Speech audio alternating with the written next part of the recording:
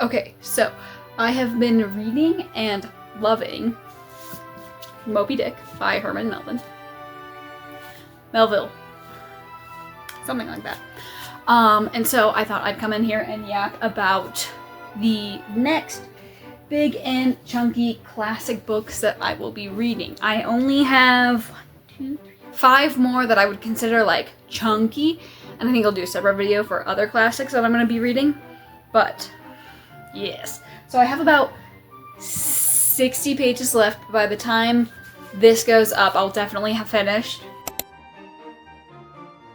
So up next then, this is tentative, mind you. I might not actually read these in this order.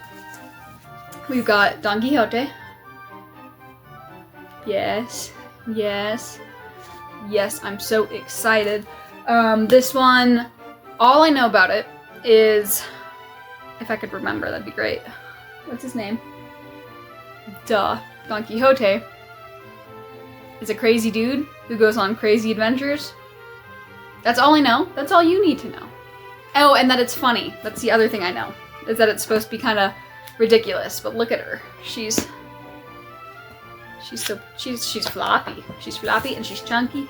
And there is 982 pages. Does this start on page 1? It doesn't. That's annoying.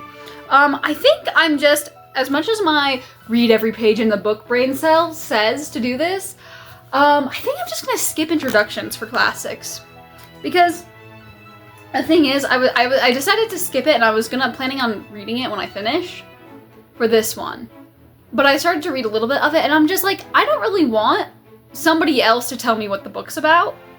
I kind of just want to read the book, so there is that. But otherwise, I didn't know there's some like either prose or not prose, sorry, in verse parts or song in here. I don't know. I'm excited. Yes. Up next after that one, potentially before that one. It depends, because I have somebody else who really wants me to read this book, but I also, Don Quixote has been on my list for longer. But next is The Brothers Karamazov by Dostoevsky. I am so hyped. It's really funny because I watch a lot of BookTube, and you have the two sides of the people who I follow who've read this book. You have the people being like, oh, I love it, it's so good, it's one of the best books I've ever read ever, and then you have the other side of, it's kind of really boring. I don't think I'll have trouble with that, considering I don't find Moby Dick boring, and I think a lot of people would find that one boring. This one has 900. I'm holding it up as if that helps you. 900. Can I read? And 85. It's not focusing. It's not focus. Focus. I don't know what I'm asking for. This is my cell phone.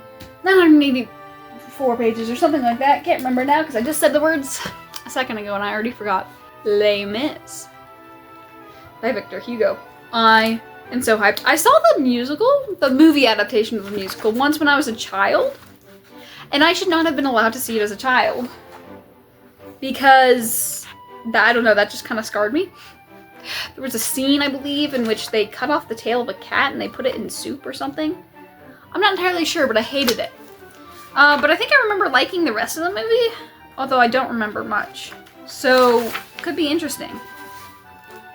Les Mis has 908 pages.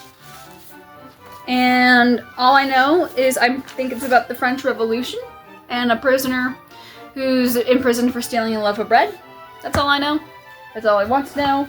Oh, I didn't say what the Brothers K was about. I don't actually really know. All I know is that there's a lot of Christian, like, monologuing and soliloquizing? I don't know what the plural form of that word is, okay? But there's that. I don't know about the plot, though. I have no idea what's the actual, like, driving force behind this book. I don't care, quite frankly. Similarly, War and Peace would be after Les Mis. I also don't actually know what this is about other than War and Peace. One of, again, my YouTubers read it and she liked it, and I also kind of just want to say I've read it. This has if I read is the appendix a part? I think this is this from? Okay, if we count the appendix, I don't know if that's, no.